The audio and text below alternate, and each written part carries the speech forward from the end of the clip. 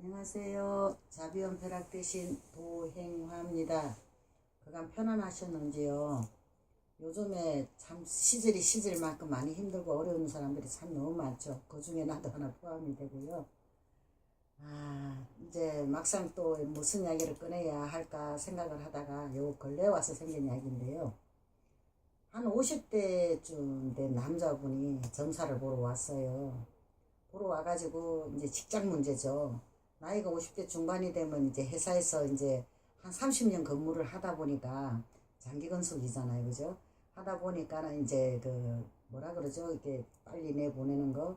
이제 그거 하고 노조의 문제하고도 관련이 돼가지고 그 결정을 못 내려서 나한테 이제 물으러 온 거예요. 평생 50이 넘게 살아도 이게 전부로 오기는 처음이래요. 그 사람 말로는. 그런데 그러냐고 그래가지고 이제 생년월일을 묻고 이제 또 적다 보고 이제 이야기를 해요. 그런데 그 회사를 간두는 대신에 그 노조 위원장하고 그 팀들하고 1억을 투자를 해가지고 그거 차로 갖고 운행하는 게 회사에 연결이 돼가지고 하는 일이 있대요. 근데 그것을 해야 되는지 말아야 되는지 그것이 고민이 돼가지고 물으러 온 거예요. 그래서 내가 이래 이야기를 이제 뭐라고 이야기를 설명을 하다가 얼굴을 떡 쳐다보는데 가만히 있어봐, 가만히 있어봐. 이 점사가 문제가 아니다, 이 직장이 문제가 아니다. 일단 내 이야기를 먼저 한번 들어보라고. 그랬더니 남자가 웃어요. 그게 뭔 이야기를 들으라고요, 그래. 딴 게 아니고, 캐놓고는 나도 모르게 이제 말이 툭 튀어나온 거예요. 내 땅 내놔, 이래 됐어요. 내 땅 내놓으라고. 왜 내 땅 너 마음대로 가져가고 나한테는 아무것도 안 해주느냐고. 내 땅 내놓으라고. 나도 뜬금없죠. 내 입에서 왜 그런 소리가 나오는지. 왜 뜬금없이 점사하러 갔다가 그 사람은 그날 그것만 이야기해주면 될 건데 왜 난데없이 내 땅을 내놓으라니까 기가 차고 어이가 없잖아요. 그죠? 나도 웃음이 나오더라고요. 이게 뭔 소리냐고. 내 땅 내놓으라고. 그러면서 이렇게 한데 내가 그래서 이제 뭔 땅을 내놓으라냐고 그 사람이 반문을 해요. 그래서 아버지 지금 가신 지 얼마나 됐나 이게 이제 1년 조금 넘었대요. 아버지가 가신지. 지금 아버지 뒤에 와 계시는데 지금 내 땅을 내놓으란다. 내 땅을 내놓으란데 이게 뭔 말이냐. 그랬더니 그 땅을 가지고 지는 안 가졌는데 형하고 동생이 그 땅을 갈라서 가지기로 했나 봐요. 아직까지 명의는 안 넘어갔대요. 그런데 아버지는 그게 아니래. 자기 건 자기한테 달래. 내놔라. 무조건 내놔라 그랬거든. 그러니까 그분이 어떻게 하면 좋겠습니까? 그 이야기가 나온 거예요. 그러면은 아버지 가신 지가 이제 1년도 채 안 됐으니까 이제 천도지를 차라리 올려줘라. 올려주고 그 마음을 달래주고 가야 안 되겠나. 아버지가 아직 저승을 못 가고 이렇게 머물고 계시니까 그 땅이고 뭐고 그 한 것이 있으니까 그렇게 못 가고 있지 않겠느냐고 이야기를 했더니 뭐 흔쾌히 그 이야기를 하더라고요. 그러겠다고 자기가 하겠다고. 그래서 이제 쟤를 올리는데 쟤를 올리기를 하고 이제 그 이야기를 하는 거예요. 자기 회사 일을. 그 투자 1억 하지 말라 그랬어요.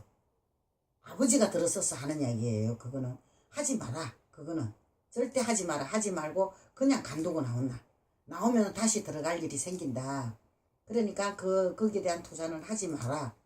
그러니까 내 땅 내놔라 하는 그것만 해결해 주라. 해주면은 네 하는 일마다 이게 네가 해결을 보고 좋은 일이 있을 것이다 라고 설명을 하더라고요. 참 나도 어이가 없는 일이죠. 그래서 이제 그 사람이 그날 돈을 이제 입금시키고 그 다음날 이제 크게는 안 벌렸어요. 집에서 이 조그만 법당이 나 저 법당이 조그만해요. 법당이 조그만한 데서 쟤를 올렸거든요. 쟤를 올리는데 웃기는 게 얼마나 웃기는 줄 아세요? 그 아버지도 참 이게 돈에 대한 욕심이고 애착이 많았던가 봐요. 그 재 올리는 도중에 연부를 하고 막 하다 보니까는 중간에 내 돈 내놔라 그러는 거예요. 또 아버지가 내 돈 내놔라. 내 돈 장롱 속에 넣어놓은 돈 내놔라고 이야기하는 거예요. 그래서 또 내가 그 사람한테 또 물었어요. 아버지 돌아가시고 난 뒤에 돈을 현금이 있었더냐 그러니까 5만원권짜리가 500만원이 있더래요. 5만원짜리로. 그거를 농안에다가 묻혀놨는데 이 노인네가 그걸 써보도 못하고 그냥 가신 거예요. 가신 게 그게 미련이 돼가지고 저승을 못 가고 자식 주변에 맴돌았던 거죠. 그럼 이 자식한테만 맴돌았겠습니까? 큰 자식 작은 자식 다 맴돌았는데 그날은 우연찮게 나하고 이제 그것도 인연법이죠.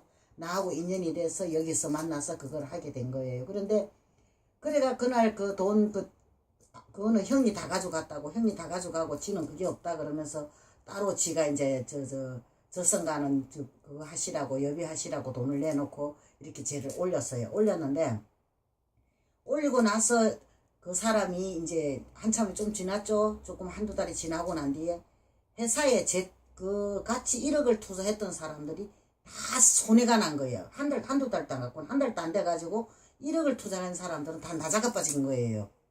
나자빠 저는 바람에 지는 그 1억을 그냥 버린 거잖아요. 그 사람은. 그쵸?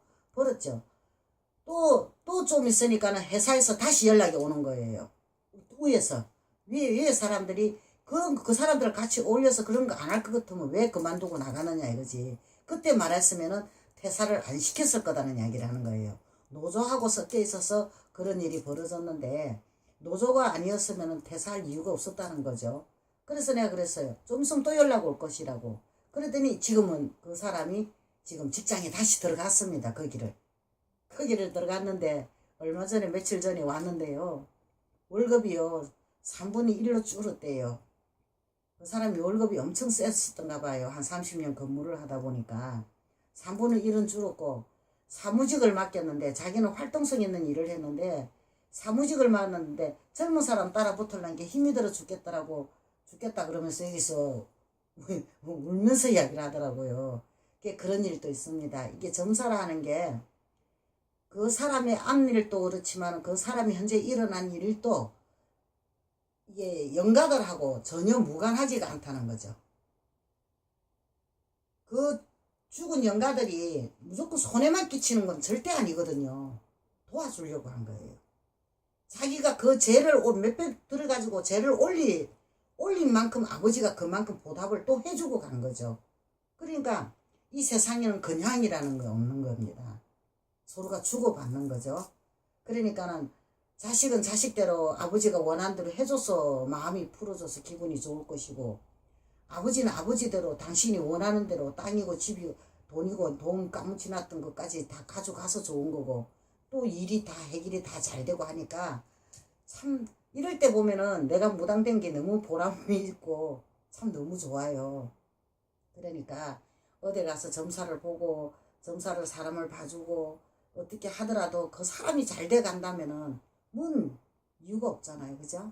그러니까 모든 분들 무당이라고 해서 또 정쟁이라고 해서 무속인이라 해서 색안경 끼고 보지 마시고 그냥 순수하게 있는 그 모습 그대로 봐주고 그대로만 하신다면은 더 나쁠 건 없을 거라고 봅니다. 뭐든지 오늘 이야기 잘 들어주셔서 감사합니다. 재수바른 소원성취하세요.